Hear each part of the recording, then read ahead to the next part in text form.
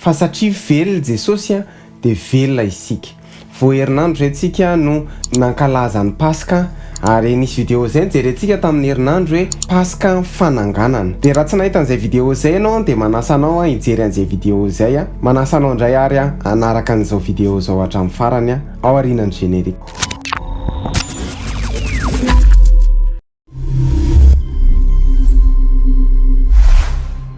Dia faly miarabanao indray tafaverina atao anatin'ny pejy mitsanganaka miazava mankasitraka antsika rehetra tompoko manaraka hatrany ny pejy satria velona Jesosy dia velona isika. Hoy Jaona 4:12 tapany faharoa hoe satria velona dia velona koa ianareo. Afaka verinao amin'ny fandresen-dahatra any amin'izay toerana misy ianao satria velona dia velona koa ianareo. Ny mamelona antsika dia satria velona Jesosy, satria nandresy Jesosy dia velona itsika ary mandresy isika. Satria tsy potika Jesosy dia tsy potika mandrakizay isika. Satria tsy ravo Jesosy na dia niazahany Satana niazahan'ireo miaramila Romanina no nipotehana sy ny ravaravana izy tsy fantatra olombelona fa nitsangana izy ary tsy rava ny fiainany. Satria nilaozan'olona Jesosy dia zasy ianao dia tsy ho laozany mandrakizay. Zany hoe ny fahavelomantsika zany dia mifamatotra amin'ny Jesosy. Aiza miala amin'ny mandrakizay. Noho izany raha mikambana amin'ny Jesosy ianao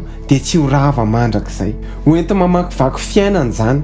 Satria nandresy Jesosy dia tsy maintsy mandresy zasy ianao.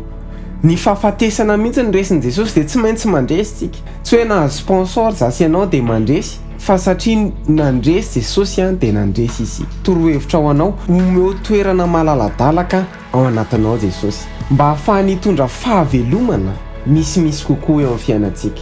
Omeo toerana malalaka ao am-pontsika Jesosy fa rehefa mahazo toerana ao anatintsika Jesosy dia ho velona misimisy kokoa isika. Fa raha tsy velona ao anatintsika Jesosy dia tsy ho velona no avintsika.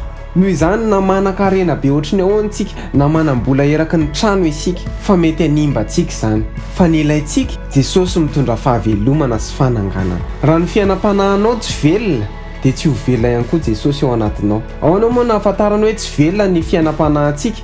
Zara raha miangona ianao tsy tia zavatra ara-panahy ianao zara raha mivavaka ianao nefa ny isika dia tsy manaika raha zara raha mihinan-kanina, zara raha matory misy zao tsika tsy manaiky mihitsy raha tsy mihinana goûter. Noho izany ataovy tahaka izany koa ny fiainam-panahinao. Aiza manaiky mihitsy ny raha tsy mivavaka, aiza manaiky mihitsy ny raha tsy miangona. Rehefa velona Jesosy, rehefa omenao toerana Jesosy eo amin'ny fiainanao, eo amin'ny zavatra rehetra, eo amin'ny ara-panahinao, mamonjy fotoam-bavaka ianao mamaky baiboly ianao manana fifandraisana manokana aminy ianao dia miomana fa ho velona ianao. Satria velona dia ho velona koa ianareo. Sokafantsika ny fontsika, sokafantsika ny tanantsika dia hivavaka isika. Misaotra anao zay Andriamanitra fa miteny aminay ianao. Satria velona ianao dia ho velona izay. Mangataka aminao zay Andriamanitra mba tsy afiafy eo amin'ny fiainanay. Fa zay tokoa Andriamanitra tsy manaika raha tsy misakafo tsara, tsy manaika raha tsy matory tsara. Nefa indraindray dia lasa miafiafy ianao eo amin'ny fiainanay.